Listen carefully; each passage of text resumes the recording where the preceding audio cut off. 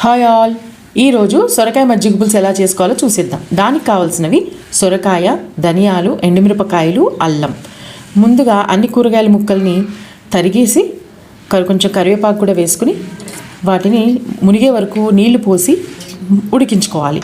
అవి ఉడికేలోపు మనం ముందుగా తీసుకున్న ధనియాలు, ఎండుమిరపకాయలు, కొంచెం అల్లం, ఈ మూడు కలిపి ఒక పౌడర్లా చేసుకోవాలి. ఈ పౌడర్ని మరుగుతున్న నీళ్ళల్లో వేసేయాలి. బట్ ఆ వేసే క్లిప్ నేను మిస్ చేశాను. తర్వాత ఒక స్పూన్ శనగపిండి తీసుకుని కొంచెం వాటర్ మిక్స్ చేసి ఒక పేస్ట్లా తయారు చేసి పక్కన పెట్టుకోండి.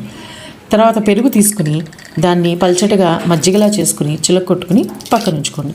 ఇందాక మనం తీసుకున్న ఆ శనగపిండి పేస్ట్ని ఈ మజ్జిగలో కలిపేసేసుకుని ఒకసారి మిక్స్ చేసుకొని మరుగుతున్న మన ఈ పులుసులో పోసుకోవాలి ఈ మజ్జిగ. తర్వాత పోపు పెట్టుకోవాలి. మెంతులు, ఎండుమిరపకాయలు, ఆవాలు, జీలకర్ర, ఒక స్పూన్ ఇంగువ. మరుగుతున్న ఆ మజ్జిగ పులుసులో ఈ పోపు వేసి ఒక పొంగు రానిచ్చి దించేయడమే. చాలా టేస్టీగా ఉంటుంది.